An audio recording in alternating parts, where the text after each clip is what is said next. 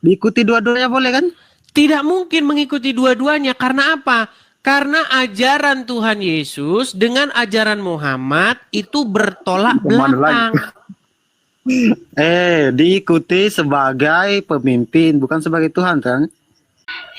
Bang, gimana sih ini ya? Betul? Makanya kalau kita bahas ini lagi, mengikuti sebagai Tuhan, mengikuti sebagai pemimpin. Anda ini termasuk orang-orang yang tidak pernah menonton channel saya. Sebentar, saya kutip nih.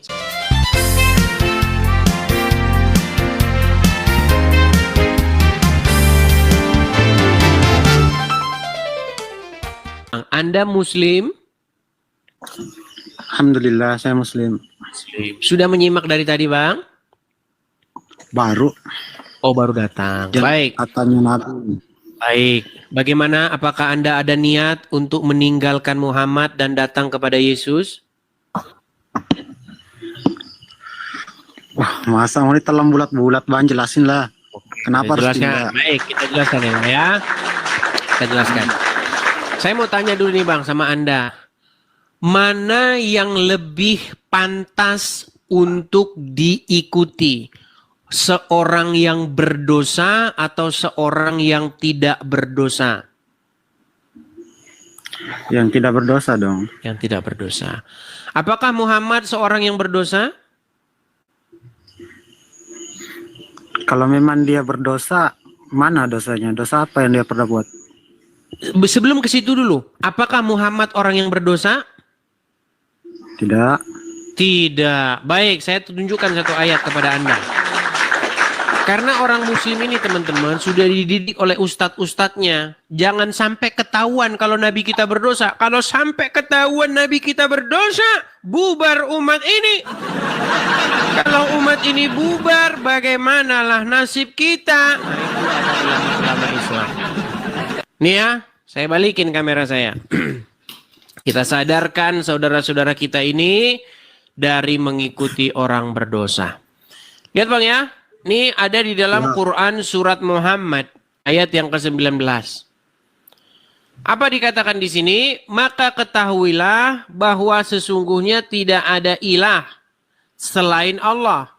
Dan mohonlah ampun bagi dosamu dan bagi dosa orang-orang mukmin, laki-laki dan perempuan. Dan Allah mengetahui tempat kamu berusaha dan tempat kamu tinggal. Walaupun penutupnya nggak nyambung sama ayat ininya. Jadi premis pertama, premis kedua, premis ketiga itu sering nggak nyambung ya. Memang Al-Quran sering begini. Tapi kita fokus ke situ. Yang kita tanyakan di sini adalah, di sini jelaskan Muhammad disuruh memohon ampunan atas dosanya, betul? Betul. Nah berarti menurut ayat ini Muhammad berdosa tidak? Tidak. Kalau ada dosanya, tunjukkan mana dosanya yang pernah dilakuin. Oke, coba kita lihat tafsirnya ya. Lihat tafsirnya nih. Di dalam tafsir Al-Muyassar, Kementerian Agama Saudi Arabia. Ketahuilah wahai Nabi, bahwa tidak ada Tuhan sesembahan yang hak kecuali Allah. Maka mohonlah ampunan kepada Allah atas dosamu. Dan mohonkanlah ampunan kepada Allah atas dosa orang-orang mukmin laki-laki dan perempuan. Perhatikan. Mohonkanlah ampunan atas dosamu. Dosa siapa? Muhammad sallallahu. Berarti Muhammad ada dosa? Dosa apa dulu? Mana dosanya yang pernah dilakuin? Berarti Muhammad ada dosa atau tidak, Bang Karim? Iya, dia itu dikatakan di situ dosamu. Apakah dia melakukan dosa? Ya belum tentu kan. Lah kalau tidak melakukan dosa ngapain disuruh mohon ampun atas dosamu? Ini bagaimana pola pikir orang Islam? Makanya kepala jangan dibentur-benturin ke ubin. Gimana sih? Ini loh. Mohonlah ampunan kepada Allah atas dosamu. Berarti Muhammad ada dosa, betul? Gimana dosanya kamu ini? Bullshit dah. Baik. Mana dosanya Muhammad? Kita kasih lihat dosa Muhammad di dalam Sekarang Al-Quran. ini ada Sebentar. dosa. Aku sekarang ini ada dosa atau tidak tahu atau tidak? Tapi Sebentar, tetap harus sabar. Jangan lari ke dirimu. Kita mau bahas Muhammad, ya. Di dalam surat Abasa, ya. Nih, kita kasih tunjuk ya dosa Muhammad di dalam Al-Quran. Perhatikan. Ini surat Abasa ayat yang pertama. Abasa wa tawalla, ya. Dia Muhammad bermuka masam dan berpaling karena telah datang seorang buta kepadanya. Tahukah kamu barangkali ia ingin membersihkan dirinya dari dosanya? Atau dia ingin mendapatkan pengajaran, lalu pengajaran itu memberi manfaat kepadanya? Adapun orang yang merasa dirinya serba cukup, siapa ini? Orang-orang kaya, pembesar-pembesar Quraisy. Ya? Siapa itu orang-orang yang merasa dirinya serba cukup? Adapun orang-orang yang merasa dirinya serba cukup itu adalah para pembesar-pembesar Quraisy, orang-orang berduit. Adapun orang-orang yang merasa dirinya serba cukup, maka kamu melayani. Nah, menurut ayat Al-Quran, salah satu dosa Muhammad adalah dia ini mata duitan. Iya, karena kalau ada orang buta, tidak punya duit, datang Bukan kepada Muhammad, asumsi, muka Muhammad ya. masam. Ini loh, dia masam mukanya, saudara-saudara lihat nih. Nih, Muhammad dikatakan, dia Muhammad bermuka masam. Emang bermuka masam udah dosa? Duh. Baik, saya balikan dulu kamera saya. Saya balikan dulu kamera saya ya. Balik dulu kamera saya. Baik. Berut aja kok berdosa. Loh, gimana? Dengarkan. Ketika ada seorang ulama, lalu datanglah orang miskin kepadanya untuk mendapatkan pengajaran. Lalu wajah ulama itu muram, masem, sepet, dan dia membalingkan mukanya. Dia tidak memberikan pengajaran kepada orang miskin tersebut, orang buta tersebut. Tapi kalau ada pembesar-pembesar Quraisy di sini, kamu jangan lihat di muka masamnya saja. Kalau kamu hanya melihat di muka masam saja, berarti pikiranmu sempit. Tahu nggak kamu di balik itu apa? Ada sifat-sifat rakus, ada sifat-sifat hamba uang di situ. Makanya kalau ada seorang ulama maupun seorang pendeta, kalau dia berwajah masam kepada jamaatnya yang miskin, jangan cuman muka masamnya itu. Ada sesuatu yang besar, yang lebih dahsyat, yang sangat-sangat di situ tidak baik. Apa? Berarti dia telah menjadi hamba uang. Berarti dia itu adalah pengikut iblis. Karena apa? Karena dia lebih mementingkan uang daripada keselamatan seseorang. Banyaknya asumsimu. Kok asumsi sih gimana? Oke, tunjukkan di situ ada kata dosa di situ. Dosa. Nabi Muhammad Gimana sih, pernah Bukan masa dibilang berdosa. Mau saya tunjukkan dosa-dosa yang lain? Silahkan. Oke, baik. Nah, Anda tahu tidak bahwa pernah ada seorang, gini, saya tanya dulu, Anda punya istri? aku belum nikah. Belum nikah. Nih, saya kasih umpama saja. Kalau ada seorang suami, dia memiliki istri. Lalu di dalam rumah itu ada pria lain. Nah, Lalu laki-lakinya itu cemburu, suaminya perempuan itu cemburu. Cemburu dia. Menurut Muhammad, bagaimana cara supaya suami dari perempuan ini tidak cemburu? Supaya tidak cemburu, maka istrinya harus menyusui laki-laki lain tersebut. Menurut Anda, sebentar, tenang. Menurut Anda, orang yang menyuruh melakukan seperti itu berdosa atau tidak? Sekalian ayatnya aja lah. Mana? Kita tunjuk ayatnya ya. Baik, kita sadarkan saudara-saudara kita ini teman-teman dari mengikuti Muhammad ya.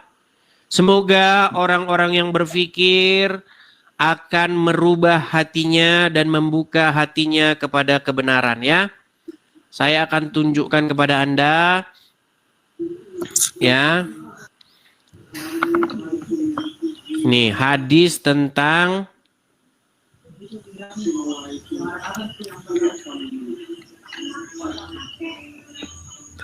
saya balikan ya kameranya mengenai hadis Muhammad menyuruh perempuan menyusui laki-laki yang bukan suaminya. Perhatikan. Hadis. Wah, Hadis. Anda tidak percaya lagi dengan hadis? Ada hadis palsu, Bang. Oh, hadis Ada hadis palsu. Hadis Memang semua ada palsu. nggak perkataan hadis semua Baik. dipercayai? Ada nggak? Baik. Baik ya. Hadis semua itu. Ini hadisnya ya. Hadisnya ada di dalam riwayat Muslim. Pertanyaan saya, apakah hadis riwayat Muslim itu hadis palsu?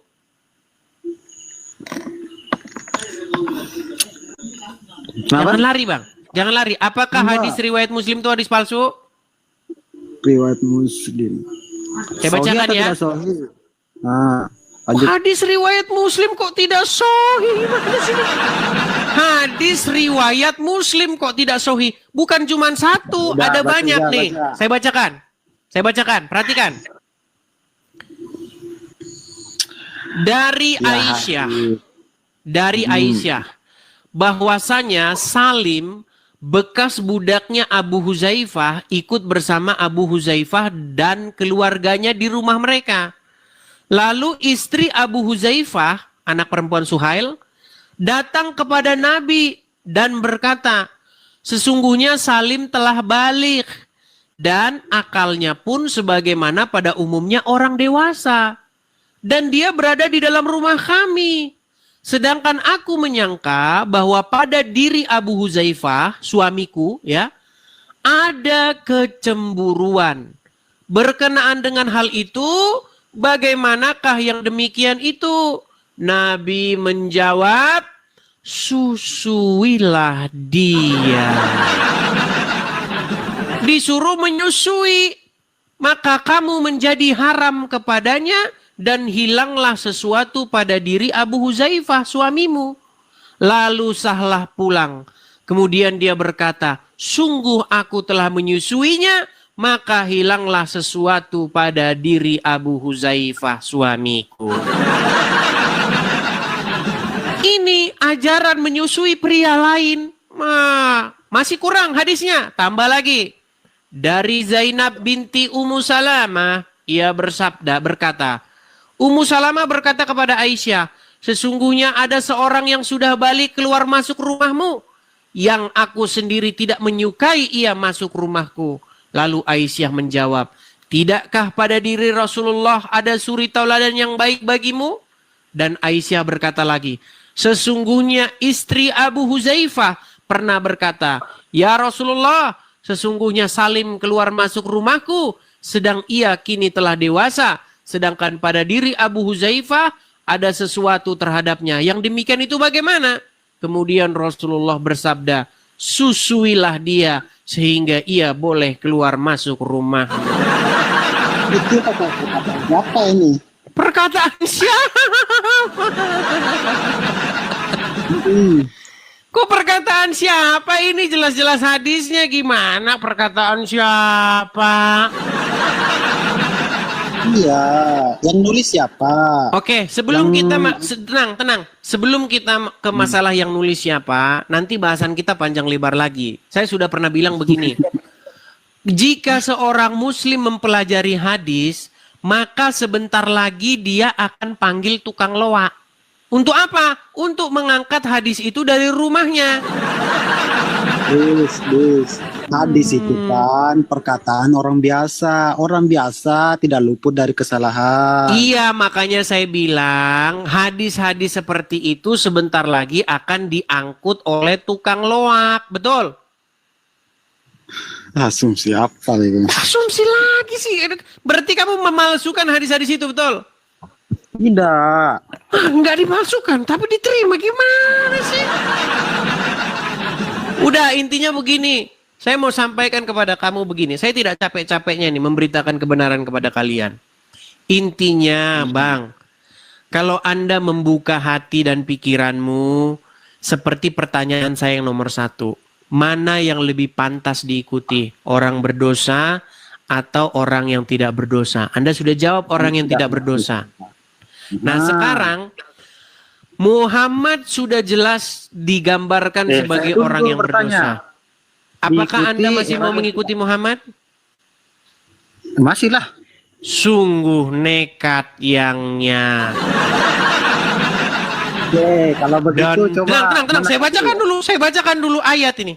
Dan mereka itu adalah orang-orang yang nekat lagi nyata. Yang sekalipun engkau memberitakan kebenaran kepadanya, mereka akan mengingkarinya.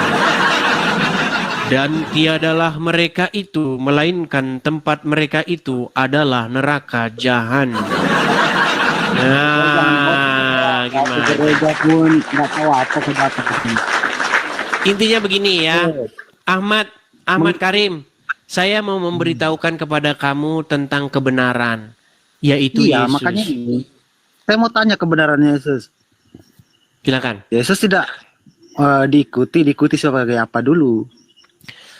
Kita harus menjadikan Yesus sebagai suri tauladan, pemimpin junjungan kita. Supaya apa? Itu bisa. Supaya iya, kenapa Anda tidak mau? Kalau begitu, Anda tidak mau. Anda lebih senang ngikutin Muhammad karena apa? Karena nanti gampang. Yang penting ucap syahadat. Diikuti dua-dua boleh toh? Gimana? Boleh kan? Diikuti dua-duanya boleh kan?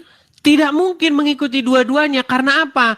Karena ajaran Tuhan Yesus dengan ajaran Muhammad itu bertolak belakang. Diikuti sebagai pemimpin, bukan sebagai Tuhan kan? Betul? Makanya kalau kita bahas ini lagi, mengikuti sebagai Tuhan, mengikuti sebagai pemimpin. Anda ini termasuk orang-orang yang tidak pernah menonton channel saya.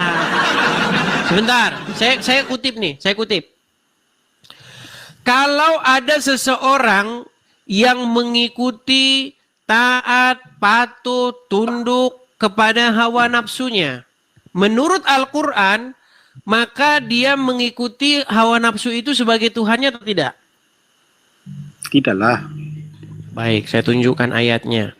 Anda tidak mengerti maksudnya Tuhan itu apa. Nih, saya tunjukkan Quran surat Al-Jathiyah ayat 23.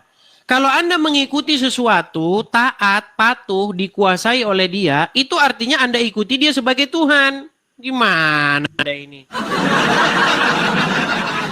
Nih, sebentar, saya balikin.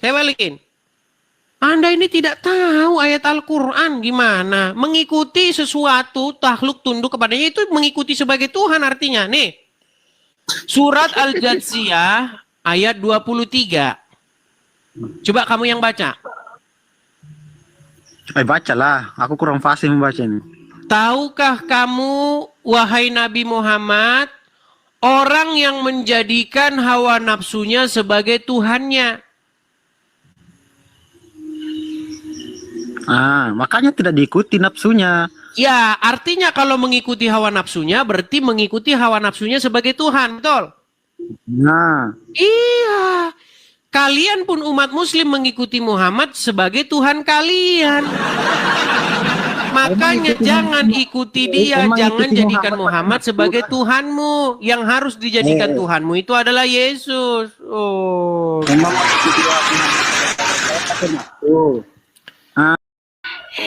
Bang, Gimana sih ini ya? Tuhan Yesus memberkati.